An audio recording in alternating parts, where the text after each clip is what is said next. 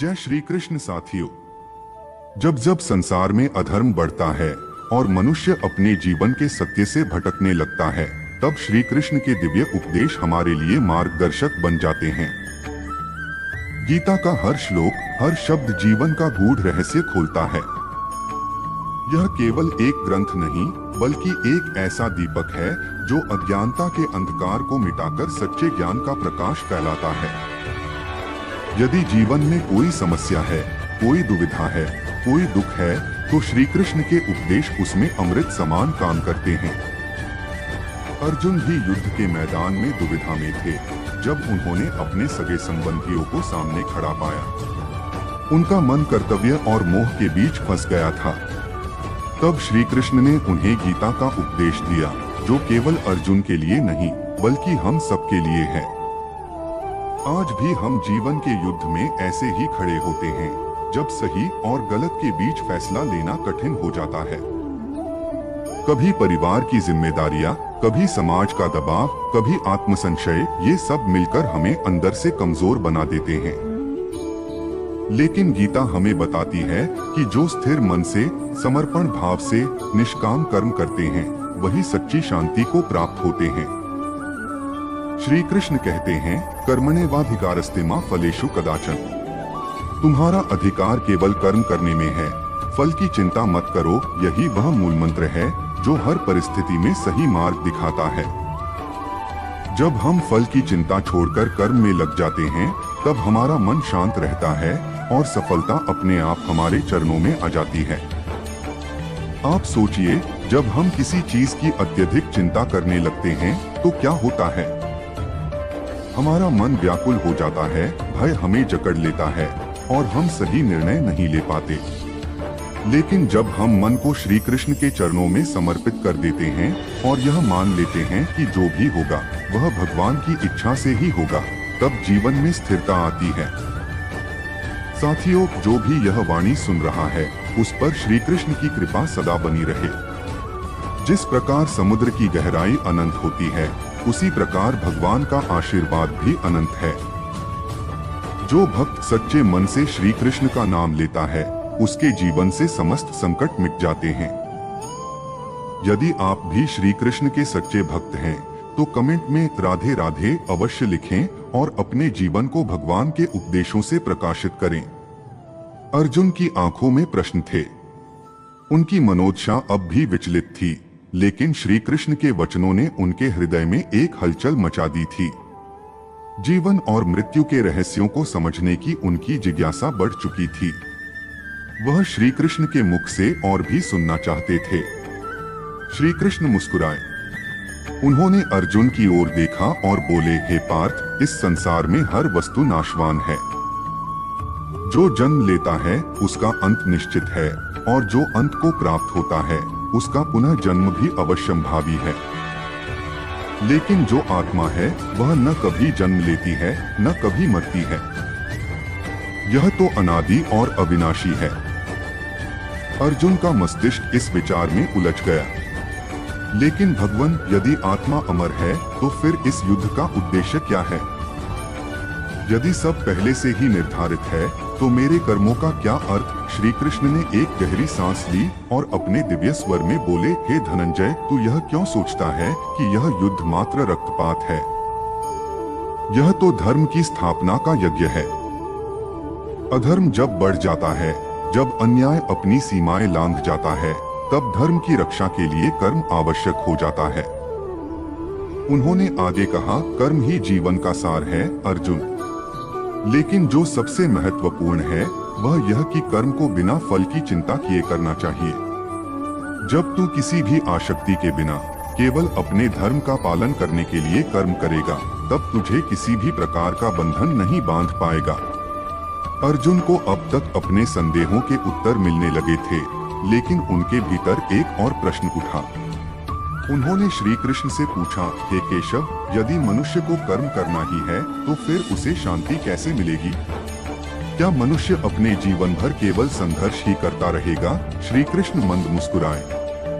हे अर्जुन, शांति कर्म के त्याग में नहीं, बल्कि कर्म के भीतर ही समाहित है। जब तू अपने कर्म को ईश्वर के चरणों में अर्पित कर देगा, जब तेरा मन लोभ, मोह और अहंकार से मुक्त हो जाएगा, तब तुझे सच्ची शांति मिलेगी। अर्जुन की आंखों में अब एक नई चमक थी। उन्होंने श्री कृष्ण के चरणों में सिर झुकाया। युद्ध भूमि में गूंज रहे शंखों के बीच भी अर्जुन को पहली बार अपने मन में एक अद्भुत शांति का अनुभव हुआ। श्री कृष्ण के वचन अब उनके लिए केवल शब्द नहीं थे, वे उनके हृदय में उतर चुके थे। अर्जुन की आंखों में अब एक नई जिज्ञासा थी। श्री कृष्ण के वचनों ने उनके मन को शांति दी थी, लेकिन उनके भीतर एक और प्रश्न उठ रहा था। उन्होंने पूछा, हे माधव, यदि निष्काम कर्म ही जीवन का सबसे बड़ा सत्य है, तो फिर संसार में इतने लोग दुखी क्यों हैं? क्यों मनुष्य मोहमाया में उलझकर अपने कर्तव्यों से भटक जाता है? श्री कृष्ण ने मंद मुस्कान के साथ उत्तर दिया, हे पार्थ, यह संसार मोह का जाल है। मनुष्य जन्म से ही अपने अहंकार, इच्छाओं और वासनाओं के कारण इस संसार से बंध जाता है। वह अपने परिवार, धन, प्रतिष्ठा और सुख सुविधाओं में ऐसा उलझ जाता है कि अपने वास्तविक स्वरूप को भूल जाता है। लेकिन याद रख, जो इस मोह को पहचान लेता है, वही सच्चे ज्ञान की ओर बढ़ता है। अर्जुन अब तक श्री कृष्ण के उपदेशों को समझने लगे थे, लेकिन उन्होंने एक और प्रश्न किया, भगवान, यदि यह संसार माया है, तो मनुष्य इससे मुक्त कैसे हो सकता है? क्या त्याग ही इसका एकमात्र उपाय है? श्री कृष्ण ने अर्जुन की ओर प्रेम पूर्वक देखा और बोले, हे अर्जुन, त्याग का अर्थ यह नहीं कि तू अपने कर्तव्यों से भाग जाए। असली त्याग यह है कि तू अपने कर्मों को भगवान को समर्पित कर दे और किसी भी प्रकार की आसक्ति से मुक्त हो जाए। जब मनुष्य किसी भी कार्य को अपने स्वार्थ के लिए नहीं, बल्कि धर्म के पालन के लिए करता है, तब वह संसार में रहते हुए भी मुक्त हो जाता है। फिर श्री कृष्ण ने एक उदाहरण दिया, हे पार्थ, कमल का फूल कीचड़ में रहकर भी निर्मल रहता है, क्योंकि उसका संपर्क जल से होता है, लेकिन वह जल में लिप्त नहीं होता। इसी प्रकार जो व्यक्ति संसार में रहते हुए भी उसमें लिप्त नहीं होता, वही सच्चा ज्ञानी है। अर्जुन की आंखों में अब पहले से अधिक स्पष्टता थी। वह समझ गए कि सच्ची मुक्ति केवल त्याग में नहीं, बल्कि कर्तव्यनिष्ठा में है। उन्होंने श्री कृष्ण से एक और जिज्ञासा प्रकट की, हे गोविंद, मनुष्य अपने मन को कैसे वश में रख सकता है? क्योंकि मन बहुत चंचल है, यह बार बार विषयों में भटकता है। श्री कृष्ण ने गंभीर स्वर में उत्तर दिया, हे अर्जुन, मन को वश में करने का एकमात्र उपाय है भक्ति और ध्यान। जब मनुष्य अपने चित्त को भगवान में स्थिर कर देता है, जब वह अपने मन को सत्संग, जप, ध्यान और सेवा में लगा देता है, तब धीरे धीरे उसका मन स्थिर हो जाता है। उन्होंने आगे कहा, हे पार्थ, जो व्यक्ति भगवान का ध्यान करता है, उसे किसी भी प्रकार का भय नहीं रहता। उसका चित्त शांत रहता है और वह संसार के दुखों से मुक्त हो जाता है। इसलिए यदि तू अपने मन को स्थिर करना चाहता है, तो अपने हृदय में श्रीहरि का नाम बसा ले। अर्जुन अब धीरे धीरे श्री कृष्ण के वचनों को आत्मसात कर रहे थे। उन्हें अब अपने संदेहों का समाधान मिल रहा था, लेकिन अभी भी ज्ञान की यह यात्रा जारी थी। अर्जुन श्री कृष्ण के वचनों को आत्मसात कर रहे थे, लेकिन उनके मन में अभी भी एक संशय था। उन्होंने कहा, हे माधव, यदि मन को वश में करना ही मोक्ष का मार्ग है, तो क्या संसार के कर्म और संबंध हमें उस मार्ग से दूर नहीं कर देते? क्या परिवार, मित्र, राज्य, कर्तव्य, ये सब हमें भगवान की भक्ति से भटका नहीं देते? श्री कृष्ण ने मुस्कुराते हुए उत्तर दिया, हे पार्थ, यह संसार एक कर्म क्षेत्र है। यहाँ हर व्यक्ति को अपने कर्तव्यों का पालन करना ही होगा। लेकिन यह मत सोच कि कर्तव्य और भक्ति अलग अलग हैं। वास्तव में जब कोई व्यक्ति अपने प्रत्येक कर्म को भगवान को समर्पित कर देता है, तब वही कर्म भक्ति बन जाता है। उन्होंने आगे कहा, हे अर्जुन, जैसे एक दीपक जलते हुए चारों ओर प्रकाश फैलाता है, वैसे ही एक सच्चा भक्त संसार में रहते हुए भी अपने कर्मों से उजाला करता है। जो व्यक्ति अपने परिवार की सेवा करता है, धर्म के मार्ग पर चलता है, सत्य का पालन करता है और अपने कार्यों को अहंकार रहित होकर करता है, वही असली भक्त है। अर्जुन की जिज्ञासा बढ़ रही थी। उन्होंने फिर पूछा, हे केशव, लेकिन यदि कोई व्यक्ति मोह और वासनाओं में बंधकर अपने कर्तव्यों को भूल जाए तो उसका उद्धार कैसे होगा? क्या वह दोबारा धर्म के मार्ग पर लौट सकता है? श्री कृष्ण बोले, हे पार्थ, भगवान का नाम लेने में कभी देर नहीं होती। यदि कोई व्यक्ति अपने जीवन में गलतियां करता है लेकिन सच्चे हृदय से उनका प्रायश्चित करता है तो भगवान उसे अवश्य क्षमा कर देते हैं। जो व्यक्ति एक बार भी सच्चे मन से श्रीहरि को पुकारता है वह भवसागर से पार हो सकता है। फिर श्री कृष्ण ने एक उदाहरण दिया, हे अर्जुन, जैसे कोई बालक गलती कर देता है और फिर अपनी माता के आंचल में शरण लेता है, वैसे ही जो भी भक्त भगवान के चरणों में लौट आता है उसे भगवान प्रेम पूर्वक स्वीकार कर लेते हैं। भगवान कभी भी अपने भक्त का त्याग नहीं करते। अर्जुन अब धीरे धीरे समझ रहे थे कि सच्ची भक्ति और कर्तव्य एक दूसरे के विरोधी नहीं बल्कि एक ही मार्ग के दो पक्ष हैं। उन्होंने पूछा, हे माधव, जब मनुष्य अपने कर्तव्यों का पालन करते हुए भी सुख दुख से प्रभावित होता है तो क्या यह सही है? क्या सच्चा भक्त कभी दुखी नहीं होता?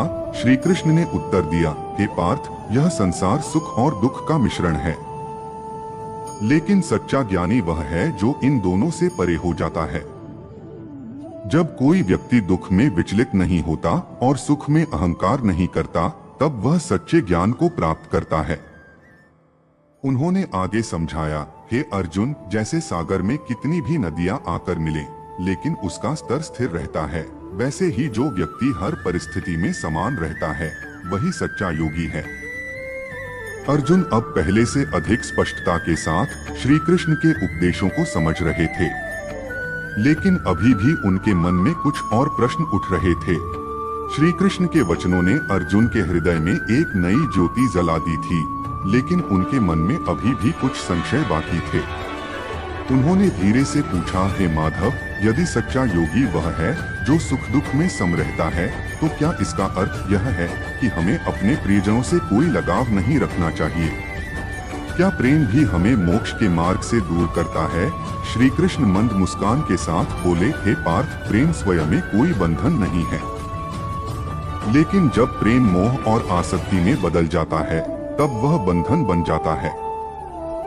सच्चा प्रेम वह है जो स्वार्थ से मुक्त हो, जो केवल देने की भावना से भरा हो। फिर उन्होंने एक उदाहरण दिया, हे अर्जुन, सूर्य पूरे संसार को प्रकाश देता है लेकिन बदले में कुछ नहीं चाहता। वह सभी के लिए समान रूप से चमकता है।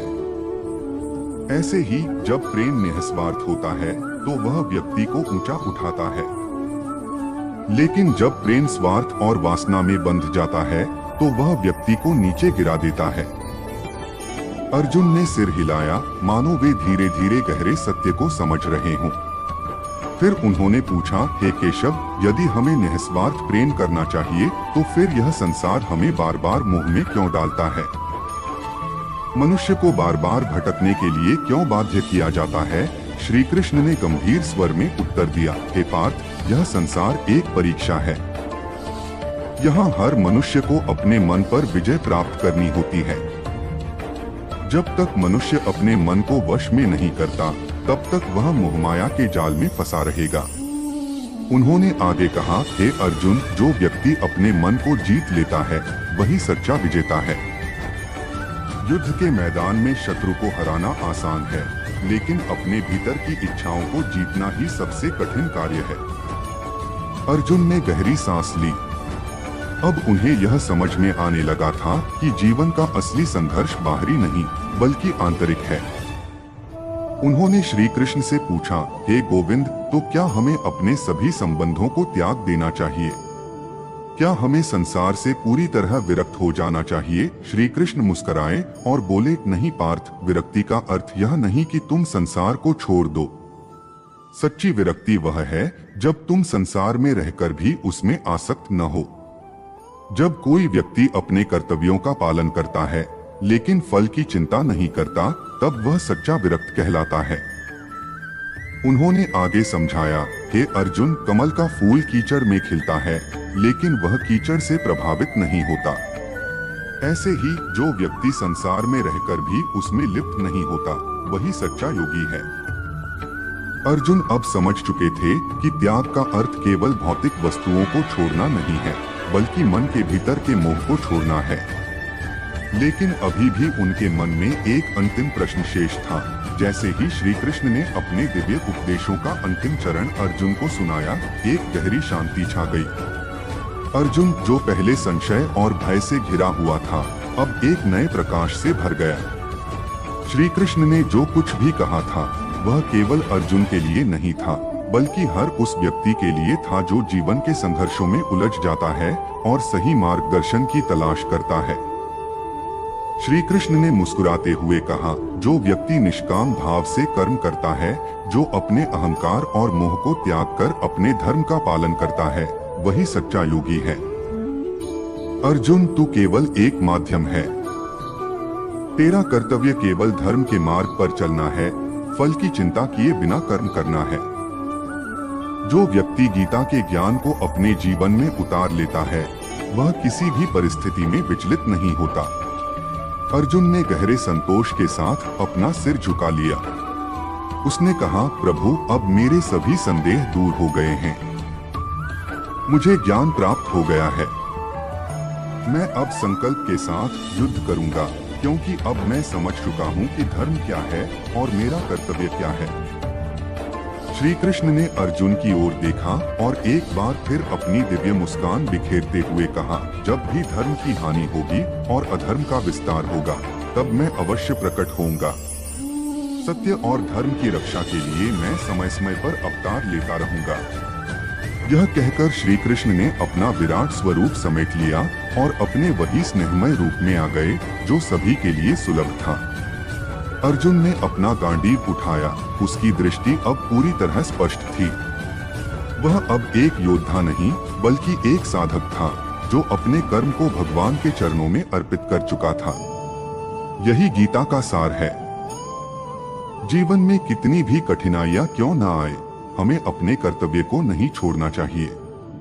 जब हम श्री कृष्ण के उपदेशों को अपने जीवन में अपनाते हैं, तब हमें जीवन के हर क्षेत्र में सफलता, शांति और आनंद प्राप्त होता है। जो भी इस कथा को श्रवण करता है, उसका जीवन दिव्यता से भर जाता है। श्री कृष्ण का आशीर्वाद उन सभी पर बना रहे जो उनके इन अमर उपदेशों को अपनाकर अपने जीवन को सार्थक बनाते हैं। श्री कृष्ण की गीता केवल युद्ध के लिए नहीं थी, बल्कि जीवन के हर क्षेत्र में सफलता और आत्मिक शांति पाने का मार्ग थी। जो इसे समझ लेता है, वह कभी भी मोह और भय में नहीं फंसता। यही श्री कृष्ण वाणी का सार है, यही गीता ज्ञान का सत्य है। जिसने भी श्री कृष्ण के इस दिव्य उपदेश को श्रवण किया, उस पर श्री कृष्ण की कृपा अवश्य बनी रहेगी। गीता का ज्ञान केवल अर्जुन के लिए नहीं था, बल्कि हर उस व्यक्ति के लिए है जो जीवन के संघर्षों से जूझ रहा है। श्री कृष्ण ने हमें सिखाया कि जो भी निष्काम भाव से कर्म करता है, जो अपने अहंकार और मोह को त्याग कर धर्म के मार्ग पर चलता है, वही सच्चा योगी होता है। जब हम श्री कृष्ण के इन अमर वचनों को अपने जीवन में अपनाते हैं, तब हमें हर परिस्थिति में सफलता, शांति और आनंद प्राप्त होता है।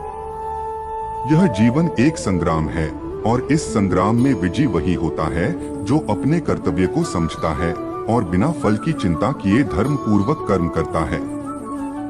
साथियों, यदि आप श्री कृष्ण के सच्चे भक्त हैं और उनके उपदेशों को अपने जीवन में अपनाना चाहते हैं, तो कमेंट में राधे राधे लिखकर अपना प्रेम और भक्ति प्रकट करें। आपका एक एक शब्द श्री कृष्ण तक अवश्य पहुंचेगा और उनकी कृपा सदा आप पर बनी रहेगी। अगर आपको यह दिव्य ज्ञान प्रेरणादायक लगा, तो वीडियो को लाइक करें, अपने सभी मित्रों और परिवारजनों के साथ शेयर करें और हमारे चैनल सत्या ज्ञान वाणी को सब्सक्राइब करें, ताकि आपको ऐसे ही आध्यात्मिक ज्ञान की धारा मिलती रहे। याद रखें, जब भी जीवन में किसी कठिनाई का सामना करें, श्री कृष्ण के उपदेशों को स्मरण करें। वे सदैव हमारे मार्गदर्शक हैं, हमारी आत्मा के सच्चे साथी हैं। जय श्री कृष्ण।